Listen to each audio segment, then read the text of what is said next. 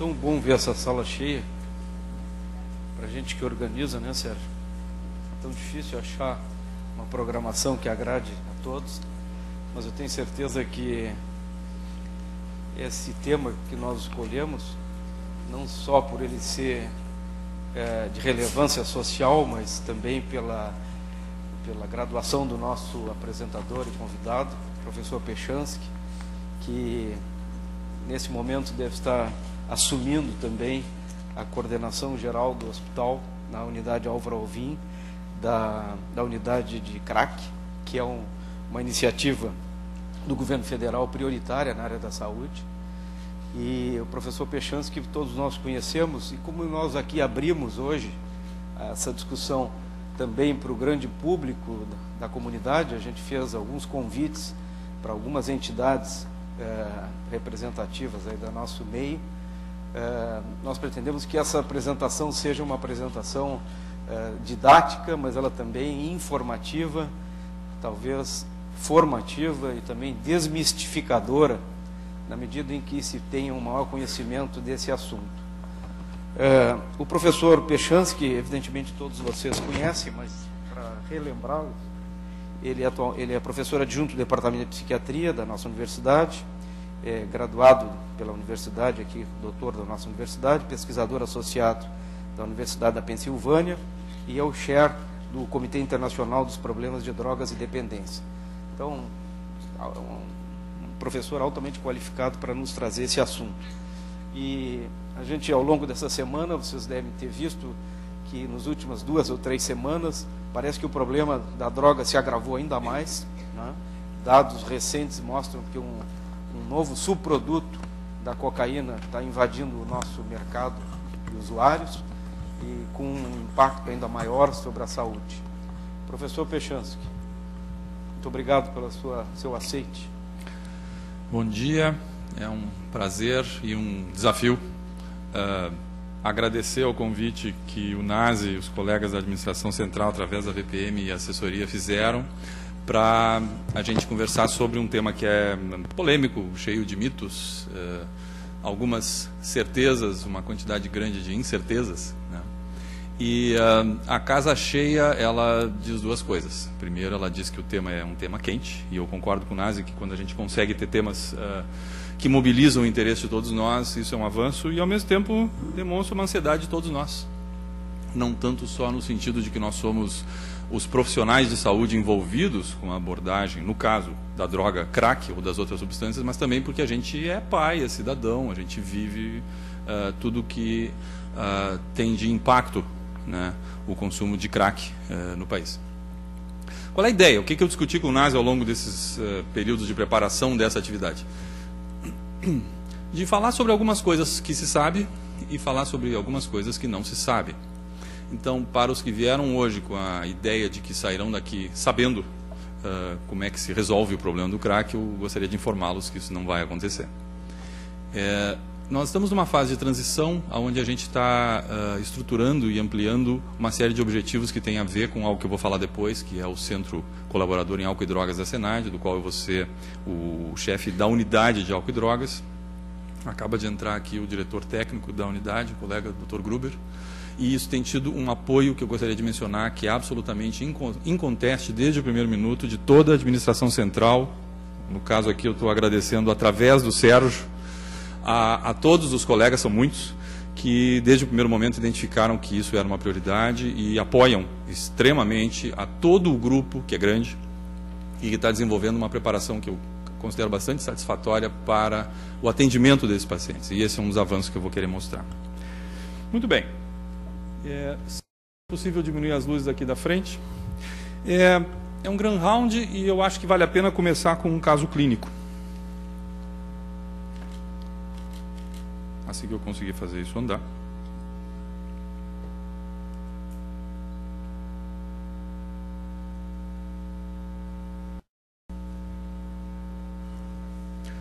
É o caso de um paciente chamado João, de 23 anos, casado com 2 filhos, e com um fundamental incompleto, que busca o atendimento de emergência por apresentar o seguinte quadro clínico: dor torácica, agitação bastante significativa irritabilidade, desconfiança e a sensação de que ele sente o coração bater disparado. O paciente apresenta palpitação.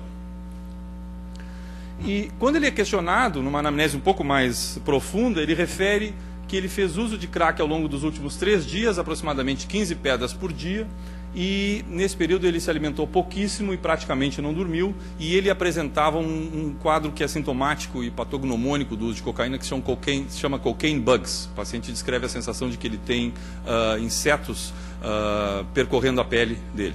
Tá? Isso é uma coisa que acontece com o uso acentuado de qualquer derivado cocaínico e alguns tipos de anfetaminas. A história de uso de drogas desse paciente nos revela que ele, aos 12 anos, iniciou fazendo uso de drogas de bastante disponibilidade, como inalantes.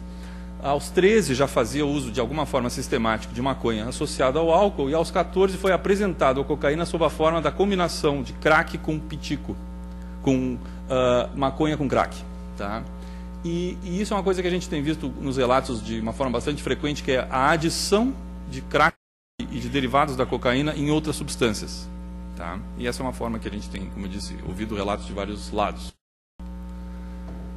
Mas aos 18, esse paciente então selecionou o uso exclusivo de droga, e isso tem a ver com a dependência instalada de crack, de até 20 pedras por dia, para o qual ele praticava pequenos furtos, roubos e eventualmente se envolveu em sexo oral ou anal por droga, que é um comportamento que já está muito bem descrito na literatura, já desde o uso da cocaína injetável e agora mais frequentemente causado principalmente pelo uso de drogas baratas como o crack, onde uma relação sexual por 3 ou 5 reais é suficiente para comprar de 1 a 2 pedras.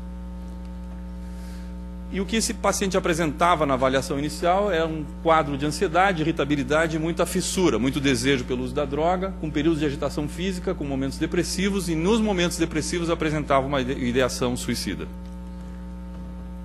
Ao exame, o paciente se apresentava emagrecido, com perda do turgor muscular, com uma taquicardia evidente, arritmias que eram identificadas ao eletro, hipertenso, e ele apresentava ao exame pulmonar crepitantes nos lobos superiores que sugeriam um quadro do tipo bronquite e pneumonia. E ele no laboratório ele era soropositivo para HIV, para vírus C, e apresentava uma anemia. Então esse é um quadro mais ou menos comum de um usuário de crack atendido numa internação. Ele foi internado numa unidade psiquiátrica e no início, primeiro foco de atenção foi a diminuição da irritabilidade e da ansiedade desse paciente com o uso de uma dose razoavelmente grande de benzodiazepínicos, até 60 miligramas, haloperidol no primeiro dia, a reposição vitamínica com sulfato ferroso.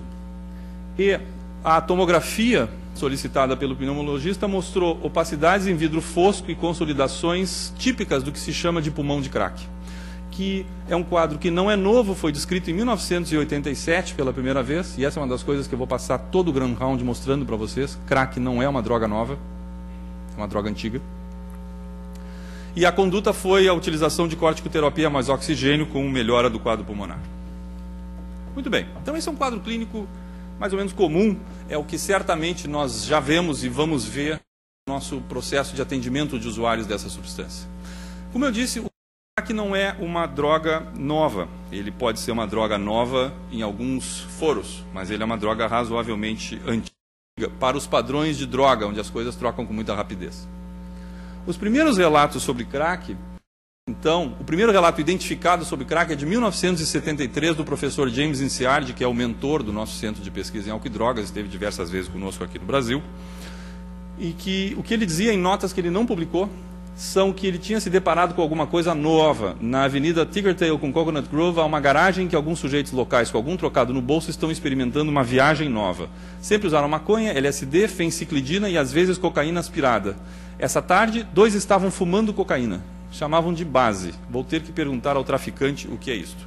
O Jim era um etnógrafo e ele vivia na rua fazendo coleta de dados, como vocês estão vendo. E essa é a primeira descrição que se parece ter sobre a droga crack. A primeira menção na literatura científica é bem posterior, 1977, numa série de monografias do National Institute on Drug Abuse, onde o autor chamado Siegel descreveu no uso recreacional de cocaína o seguinte achado.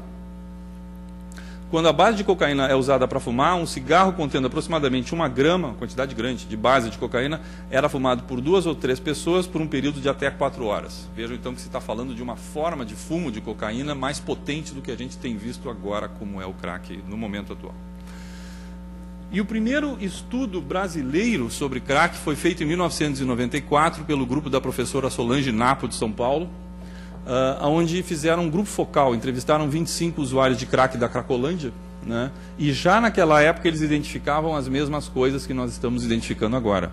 Isolamento social do usuário, forte degradação física, uma quebra importante de relacionamentos sociais, que é talvez um dos parâmetros mais importantes de tentativa de recuperação desses pacientes, episódios de paranoia e evidente marginalização. Naquela época, em particular, o crack era fortemente concentrado nas camadas socioeconômicas menos privilegiadas. Atualmente, isso ainda é assim, mas não só. Nós vemos casos de crack na clínica privada também. A transição entre a cocaína injetável e o crack, ela se deu num período que a gente identificou na década passada. Esse estudo ele é feito por nós, publicado em 2007, mas ele é de dados coletados por volta de 2003, 2004, em que a gente entrevistou uma série de usuários de cocaína injetável e nos descreviam o seguinte, que a qualidade da cocaína para injetar caiu violentamente, a cocaína é cortada com uma série de outras substâncias, né? E isso fez com que eles começassem a experimentar a forma fumada da cocaína através do crack, porque era tido na época como mais seguro em relação à prevenção de HIV. Lembrem-se que se estava nesse período falando fortemente através da política de redução de danos, da troca de seringas e tudo mais em função do advento da AIDS. Então, isto tem um efeito cultural no sentido de os pacientes perceberem o uso de crack como, aspas, mais seguro em relação ao HIV. Assim como, apenas para ilustrar, a descrição da síndrome de dependência da cocaína, que foi feita por Kliber em 1982, se eu não estou enganado, é posterior a um período de aproximadamente 30 anos, onde não se identificava a cocaína como causando dependência, que é uma coisa que atualmente é inquestionável. Então, existem tempos a partir do qual a gente tem que começar a identificar os casos e ver como se comportam os casos na clínica para poder caracterizar a dependência. A dependência de crack não era identificada nesse momento. Simplesmente era considerado um uso seguro, ao menos pelos pacientes com quem nós conversamos. Usuários, desculpe, não eram pacientes. Um outro estudo feito com usuários de crack, comparando eles com usuários de droga injetável, claramente identificava que eles chegavam ao crack com menos tempo de uso. Isso claramente a gente está vendo na clínica, cada vez leva menos tempo para chegar na droga crack. Inclusive, algumas pessoas descrevem o crack ser a primeira droga de uso, o que é absolutamente atípico. Maiores comportamentos de risco sexual. Inicialmente se pensava que isso tinha a ver com o efeito da desinibição, tipo a que é causada pelo uso de cocaína, mas na verdade se identificou que os comportamentos de risco tinham a ver com a forma de obtenção da droga. E ainda na época se via uma menor soropositividade para o HIV, o que não é o caso atual. Repito, eu estou falando de casos de 2007, publicado em 2007, mas dados de 3 anos atrás.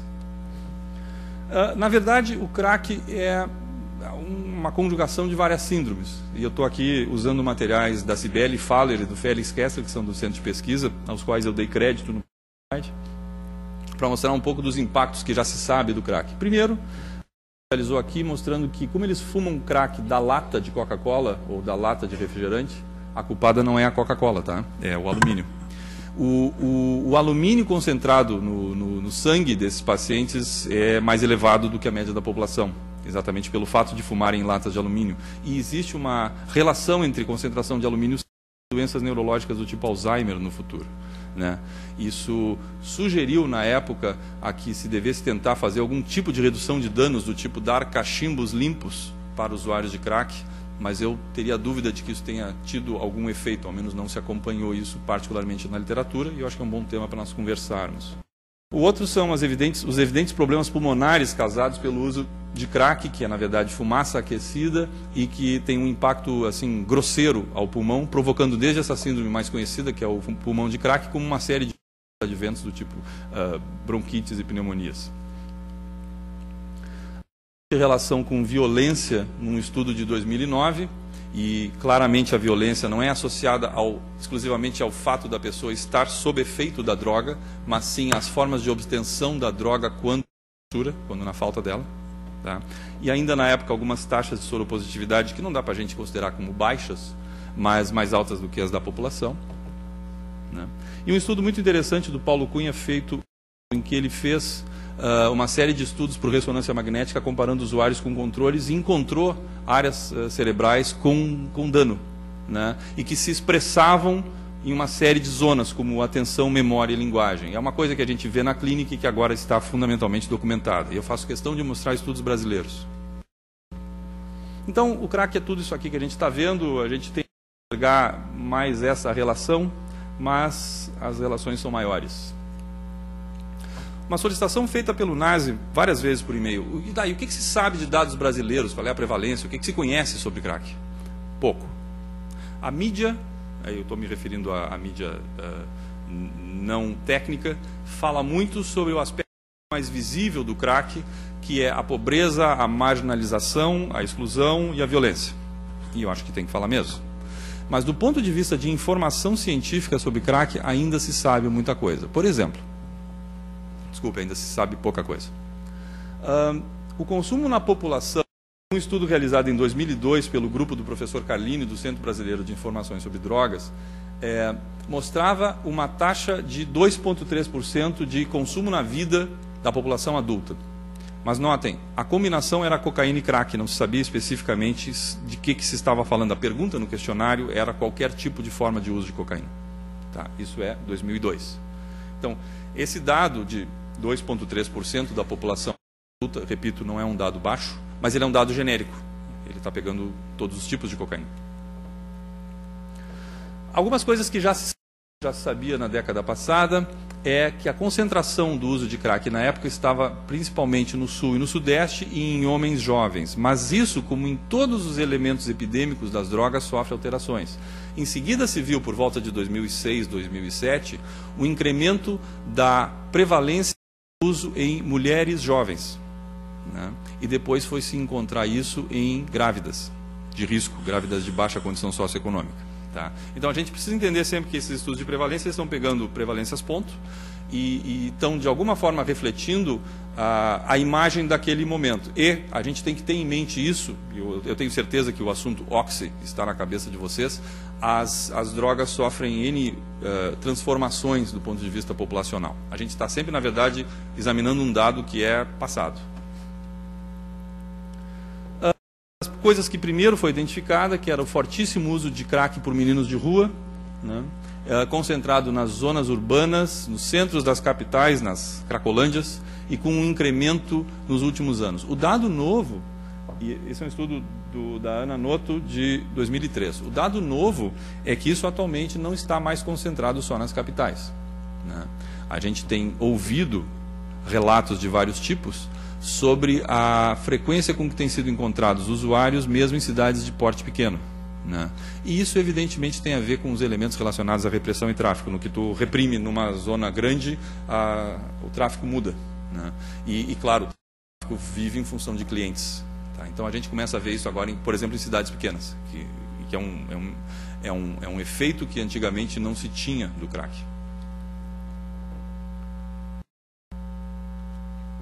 Um dado um pouco mais recente, de um artigo cuja primeira autora é a Lísia, que está aí, que saiu no Archives of Women's Health no ano passado, mostrando uma forte prevalência de soropositividade para HIV e para vírus C em mulheres usuárias de crack de Porto Alegre, né? Então, aqueles números que a gente já viu, somente 6% e tal, esses números são mais altos. Mas eu insisto em dizer que a gente ainda não tem um panorama completo sobre o crack no país.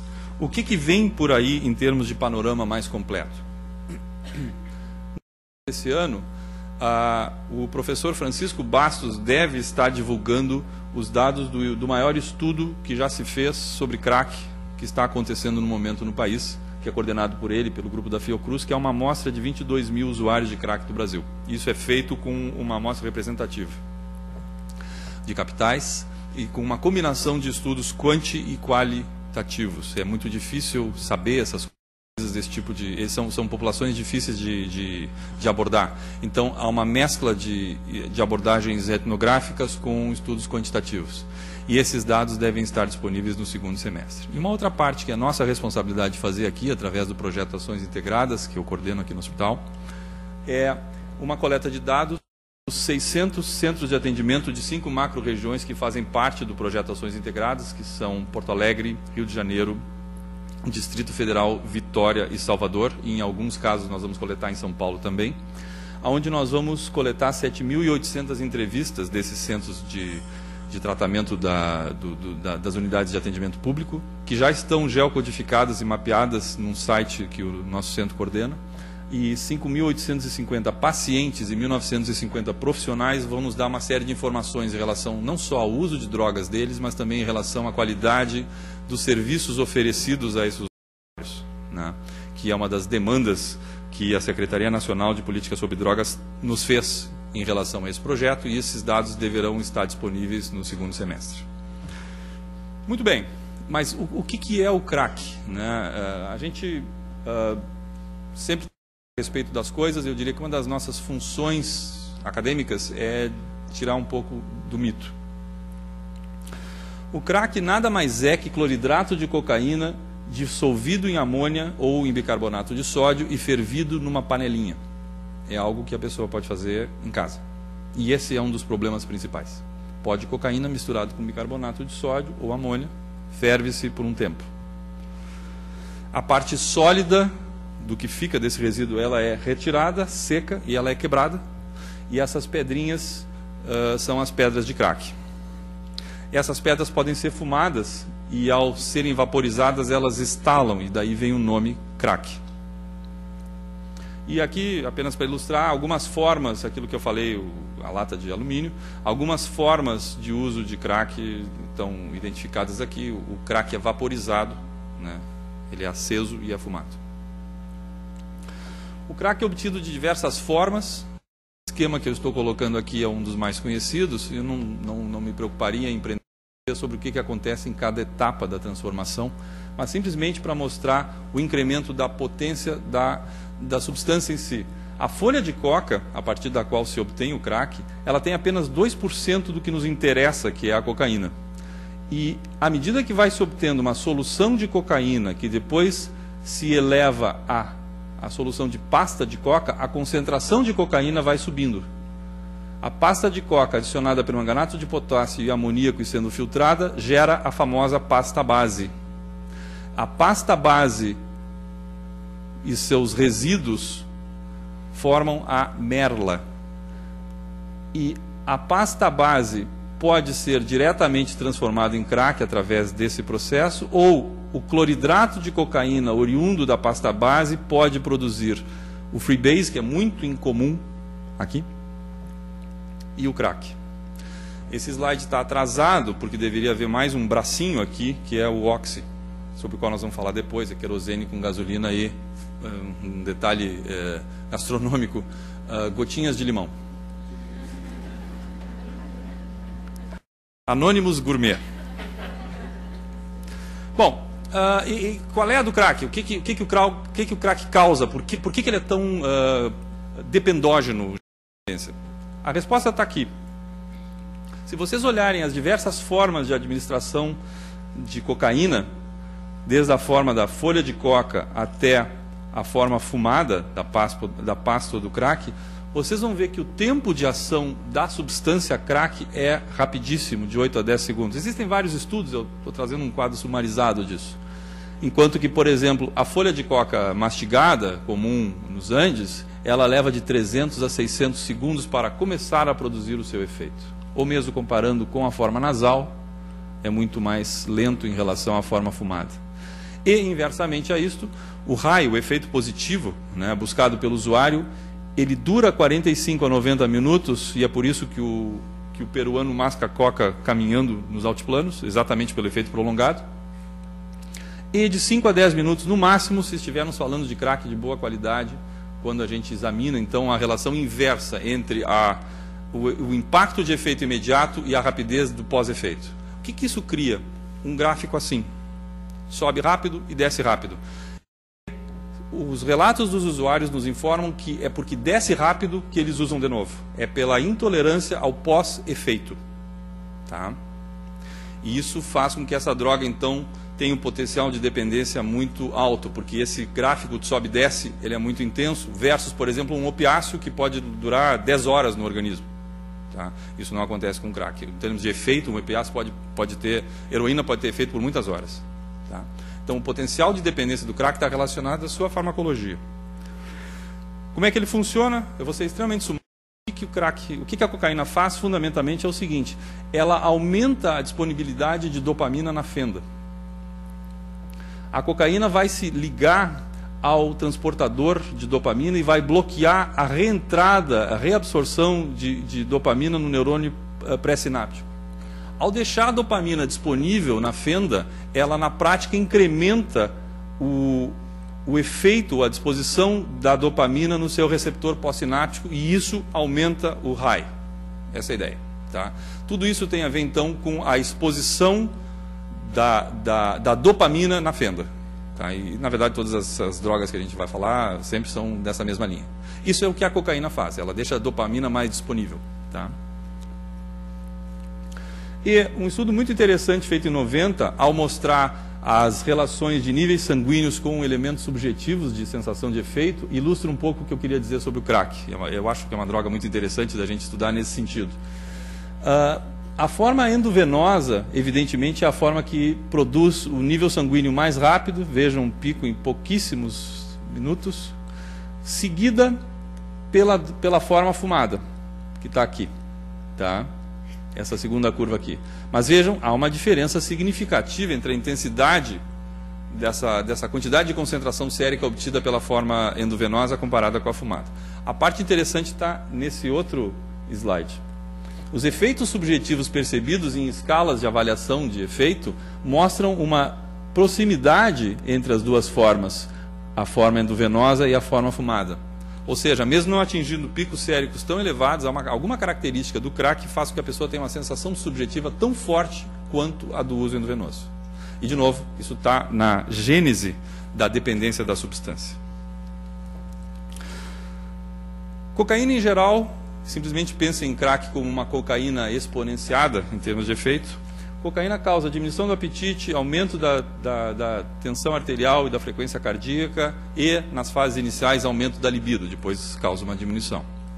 E, fundamentalmente, causa isso aqui: euforia, hipervigilância, agressividade, etc., desde algumas sensações positivas até algumas negativas.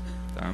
Então, ela é um fortíssimo estimulante do indivíduo, e as pessoas evidentemente usam cocaína e seus derivados, crack, por causa da percepção desse efeito subjetivo de produzir uma certa potência. Né? Mas na prática, e isso nos leva para o ponto que eu queria comentar com vocês, a gente percebe então que, como ela é uma droga que tem um impacto muito pouco seletivo, ela vai afetar muitas áreas, a abordagem desse paciente, ela obrigatoriamente tem que ser por aquilo que a gente sempre diz e poucas vezes faz: uma abordagem multiprofissional. Não existe como pensar em tratar uma droga com essas características com uma equipe formada por um tipo só de profissional. Isso não dá certo. E isso está na gênese do que está sendo preparado e montado, sobre o qual eu vou falar mais tarde, que é o Centro Colaborador. Apenas para ilustrar isso, o que a gente considera que a gente precisaria fazer na largada, assim, no primeiro, segundo dia em que a gente está avaliando um usuário de substâncias. O que está aqui? Toda uma parte de laboratório, em que vocês estão vendo uma série de potenciais impactos do uso dessa substância, e de uma outra coisa que eu queria mencionar que está associada ao uso de crack, que é o estilo de vida do usuário. Um usuário de drogas, como uma droga do tipo crack, ele leva uma vida onde ele tem uma série de comemorativos de dano. Ele tem uma péssima alimentação, ele tem uma exposição a riscos de vários tipos, ele tem a tendência a ficar doente porque o sistema imunitário dele está muito afetado. Isso vai se expressar em tudo isso que a gente vai tentar pegar pelo laboratório, por um eletro ou por uma avaliação pulmonar, que é um dos temas importantes para avaliar usuários de crack. Mas, além disso, a gente precisa usar instrumentos polidimensionais. Esse aqui é um instrumento que o nosso centro desenvolveu, tese de doutorado do Félix Kessler, vai ser apresentado daqui a 2 semanas, que é um instrumento usado em 15 idiomas e que avalia 9 dimensões do uso de substâncias de uma pessoa, para, de novo, dar uma ideia para vocês do quanto isso é múltiplo. Exames de estado mental, exames psiquiátricos, exames específicos relacionados à trajetória do uso de crack, que é a tese de doutorado da Rose, que está sentada aí, escalas para medir fissura, escalas para medir motivação, escalas para medir impulsividade, que tem a ver com a tese do doutorado da Lísia. Ou seja, a gente precisa de uma forma mapear uma quantidade grande de demandas clínicas que vai ter na tentativa de abordar esses pacientes. O que nos leva a um outro problema. E como eu disse, eu não vou dar resposta, eu vou dar perguntas. Espero que a gente possa discutir um pouco depois.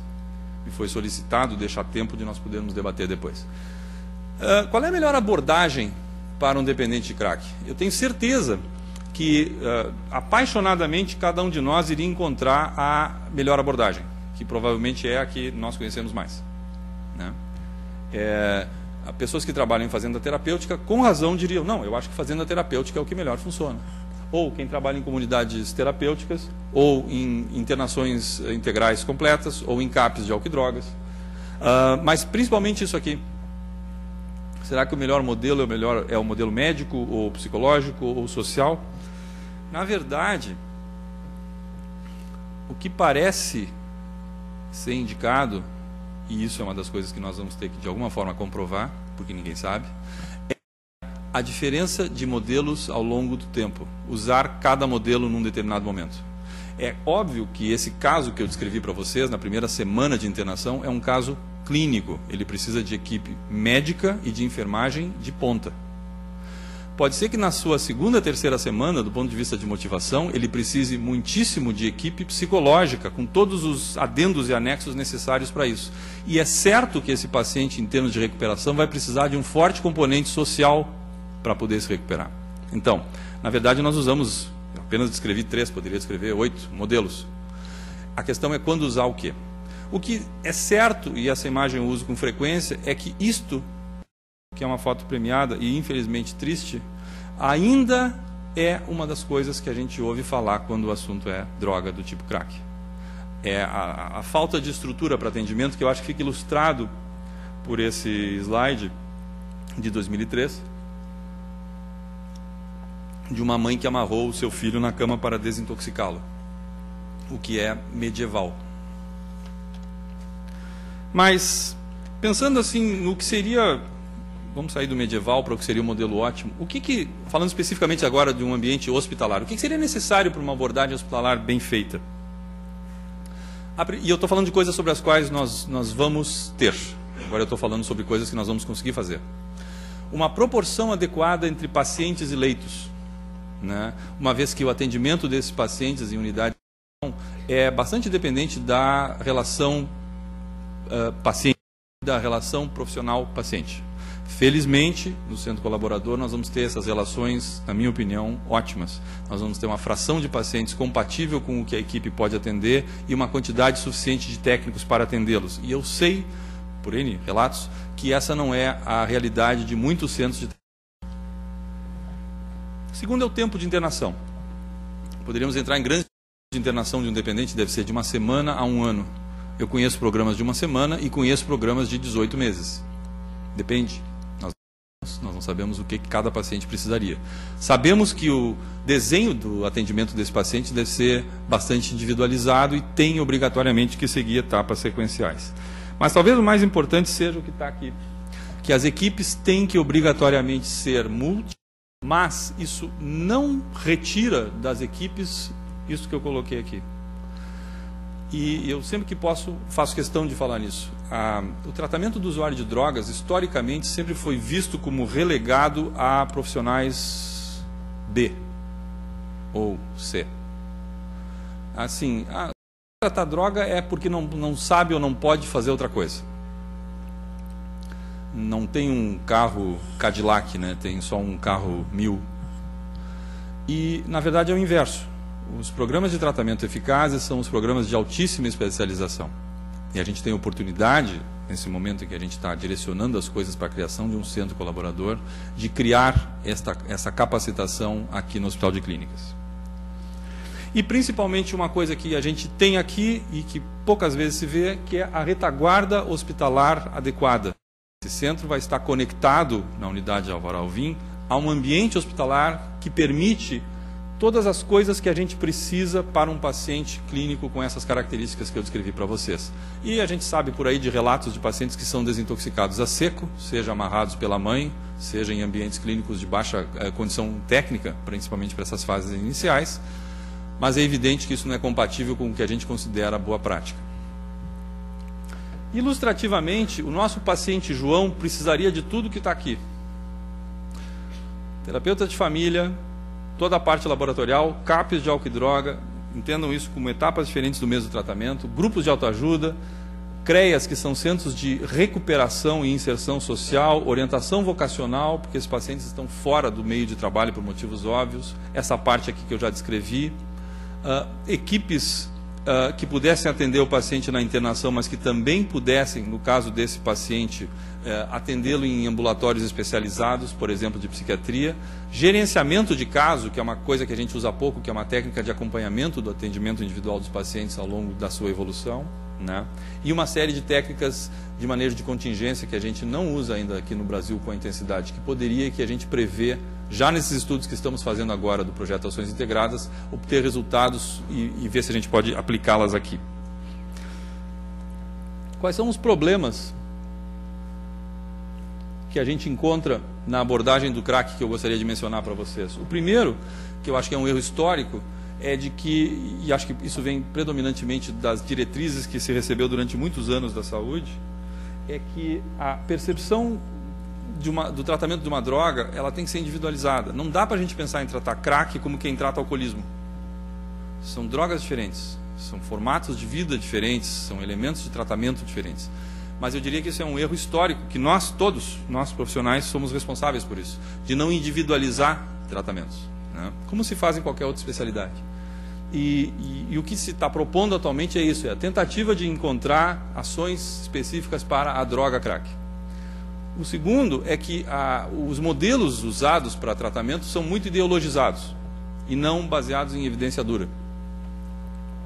E nós não podemos fazer isso pelo compromisso acadêmico que temos. A gente vai fazer, ou tentar fazer, o que a evidência mostra funcionar ou abandonar o que a evidência mostra não funcionar. O que significa retirar os aspectos apaixonados. Bom, eu vou fazer essa técnica porque essa é que eu gosto, essa é que eu sei, essa é que me ensinaram. A outra coisa é o apoio em modelos únicos, e não aquilo que eu falei, desprivilegiando as abordagens sequenciadas e as necessidades individualizadas dos pacientes, né? Um dos componentes que define o que nós vamos tentar fazer nesse centro colaborador é um forte componente de reinserção social, mas isso não pode vir antes do condicionamento clínico do paciente para tal. Eu estou tentando imaginar a cena de tentar auxiliar um paciente a retomar ou iniciar a atividade vocacional com ele sem condições mentais de sentar numa cadeira para ter aula. Mas a gente sabe que isso acontece.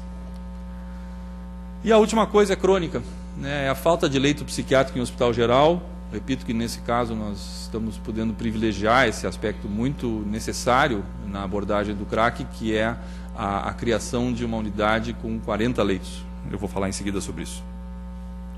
Então, um pouquinho sobre o centro colaborador, que está sendo gestado e já está na sua fase agora de implementação.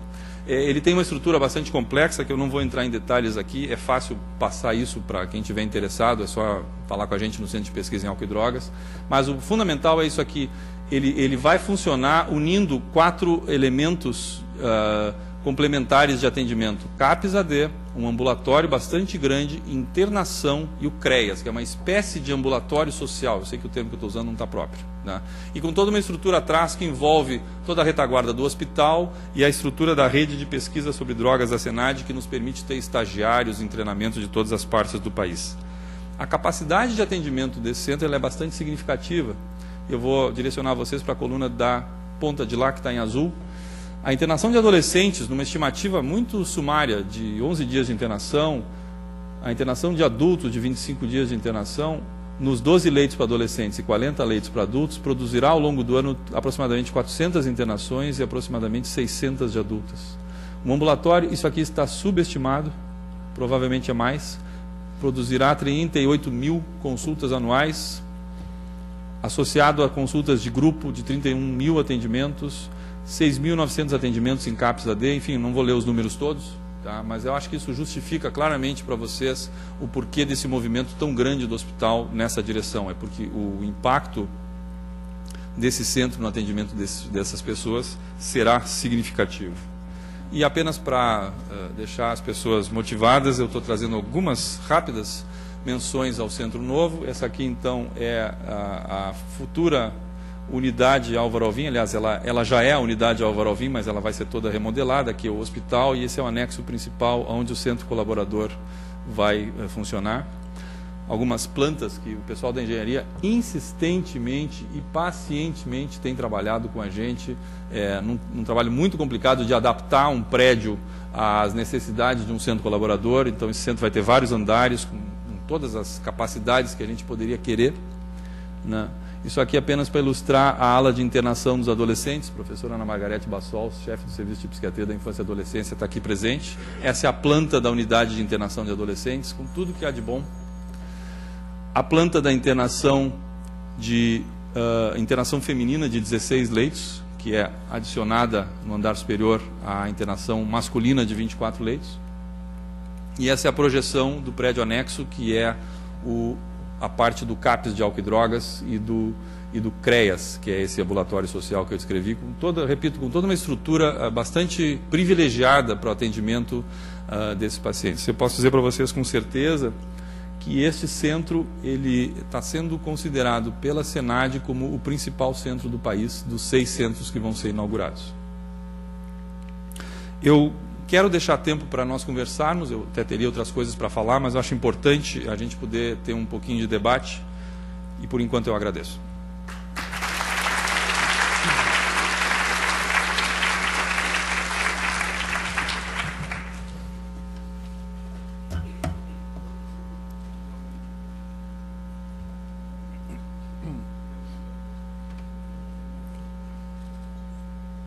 Perguntas? Tem microfone lá.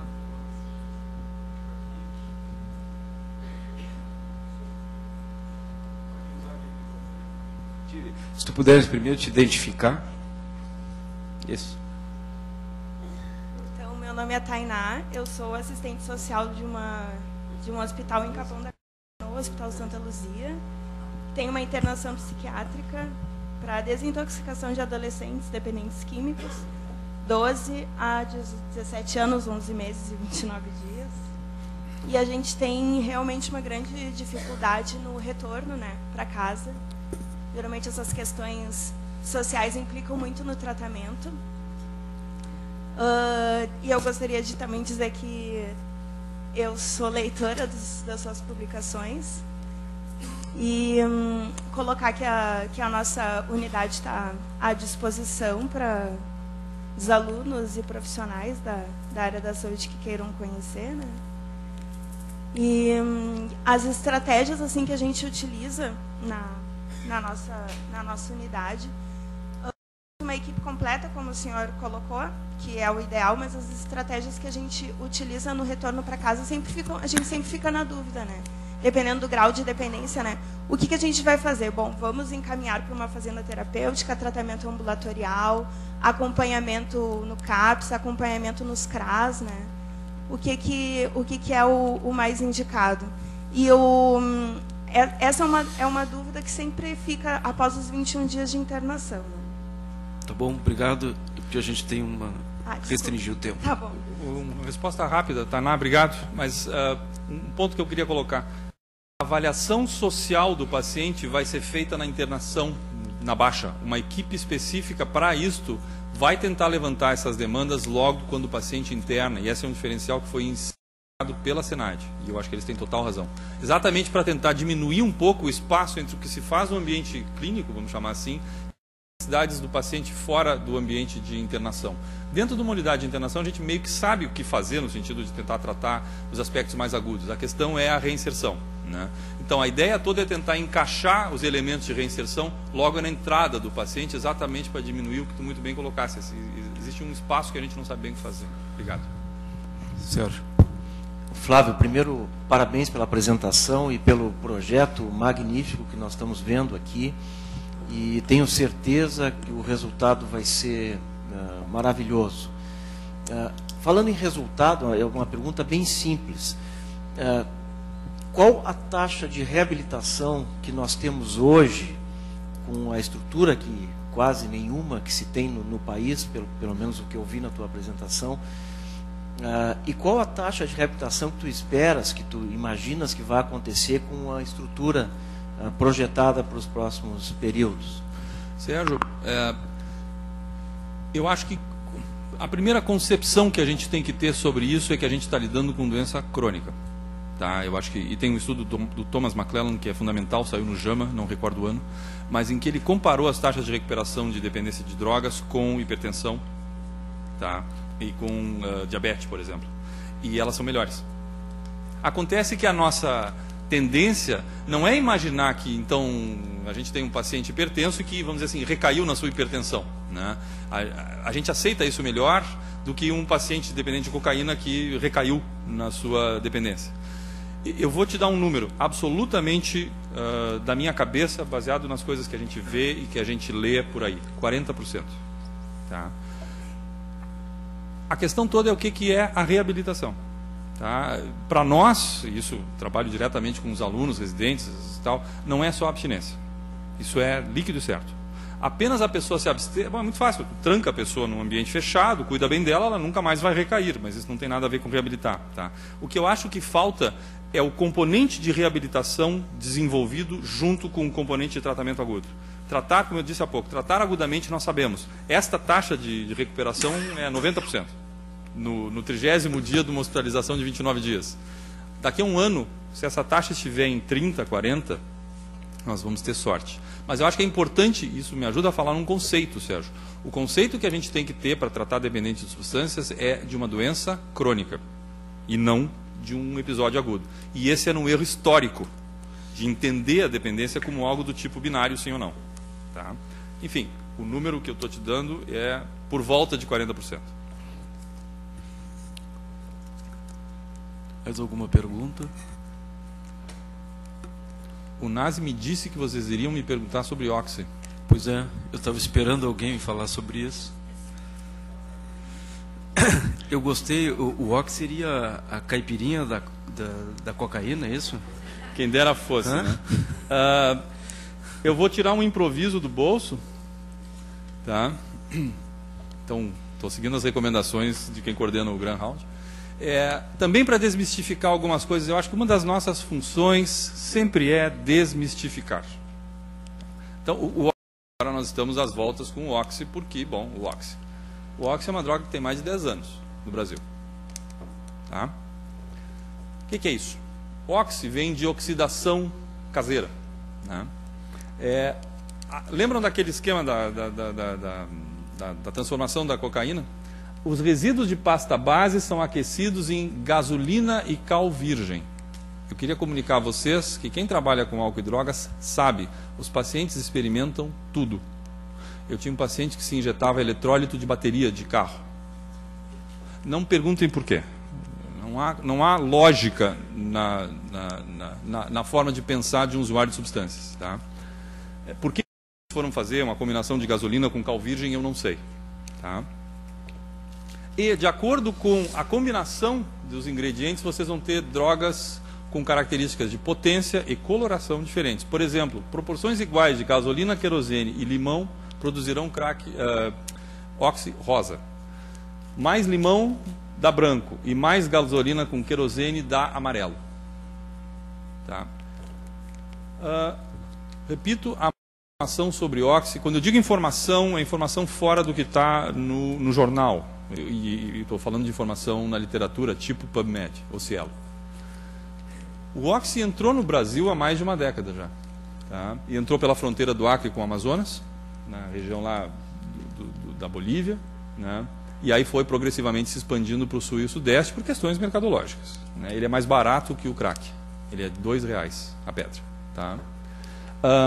Parece haver relatos de um efeito mais intenso, mas eu apenas encontrei um artigo na literatura, que é o artigo do Francisco Bastos, da Paulina, do Álvaro e da Neilane, que saiu agora no Addiction de maio, apenas descrevendo a emergência de um fenômeno.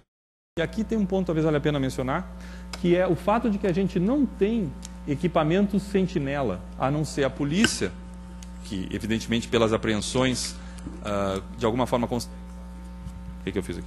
Consegue saber o que está acontecendo de droga, mas nós não temos, por exemplo, um estudo, um estilo de abordagem sistemático, como eu, por exemplo, vi nos Estados Unidos, onde os policiais são treinados a identificar nos pontos de emergência, por exemplo, num pronto-socorro há policiais, e eles obrigatoriamente têm alguma substância, levam para teste. É uma coisa que a gente não faz aqui. Laboratório toxicológico é um assunto complicado, demora, para poder identificar as novas correntes e as novas tendências da droga. Por exemplo, nós agora vamos ver então todo um aporte da mídia sobre oxi. Muito provavelmente, assim como o crack foi uma invenção a respeito da cocaína, daqui a pouco nós vamos estar vendo uma outra coisa. Tá? Então, talvez a coisa mais... Isso aqui é oxi, tá? Parece que é oxi rosa, isso é oxi amarelo. Tá? Nos falta evidência.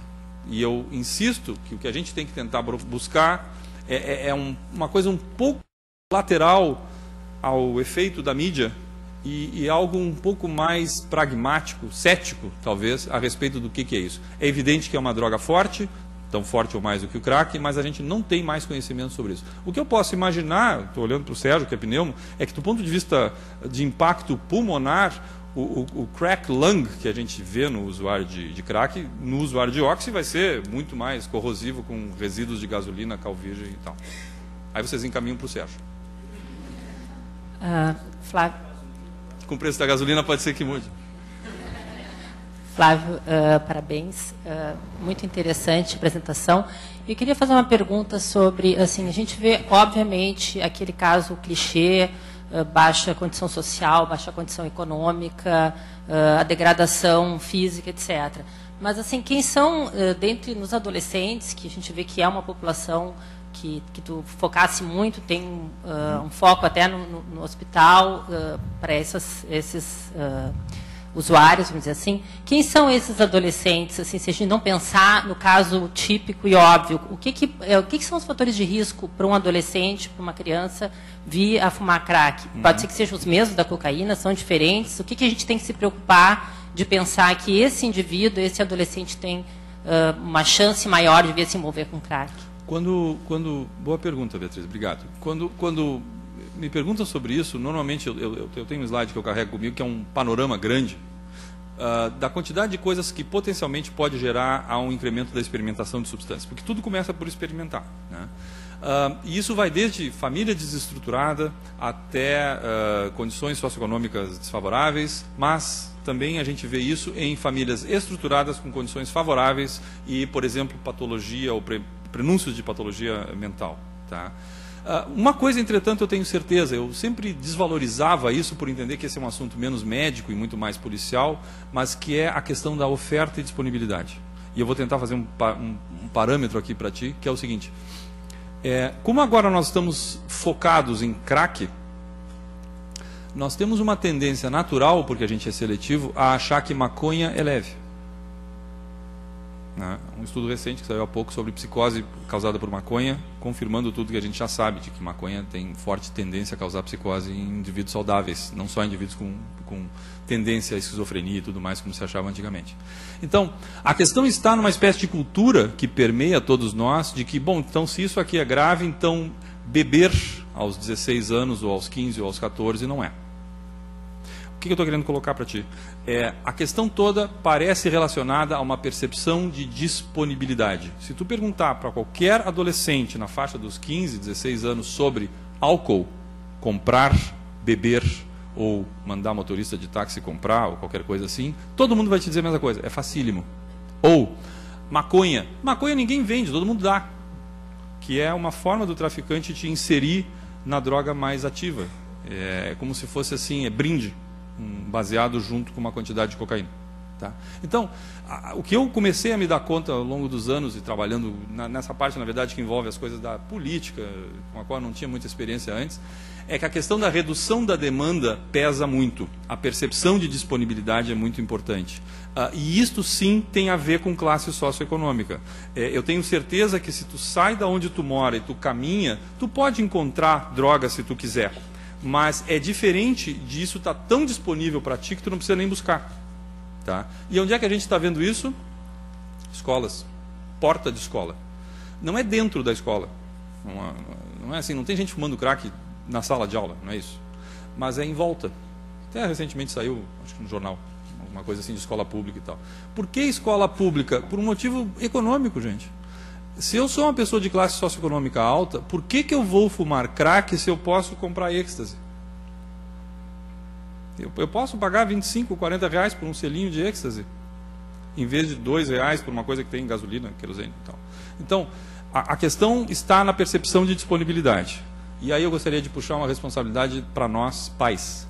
Nós, pais desta geração, nós somos pais de uma geração que veio de um período complicado do ponto de vista político, ditadura, e excessivamente liberais como pais. Tá? Todos os estudos bem feitos, e eu vou citar exclusivamente um, que é do professor James Anthony, de Michigan, mostram que crianças mais monitoradas, em todos os âmbitos, têm fatores de proteção para experimentação e, consequentemente, abuso e dependência de drogas, do que crianças menos monitoradas. E isso está absolutamente comprovado. Então, tu sabe algumas coisas sobre fatores de proteção. Com relação a fatores de risco, isso cai naquele mapa que eu te falei, assim, de que individualmente qualquer fator pode valer. Mais alguma pergunta? Eu acho que o Grand Round atingiu plenamente a sua intenção e eu queria parabenizar o professor Péchanse da forma didática e de uma forma muito simples nos colocar um problema de saúde pública que cresce e parabenizar a iniciativa que mais uma vez o hospital e a universidade têm na vanguarda do atendimento dessas doenças e esperamos que o senhor tenha muito sucesso no seu projeto. Muito obrigado a todos. Obrigado.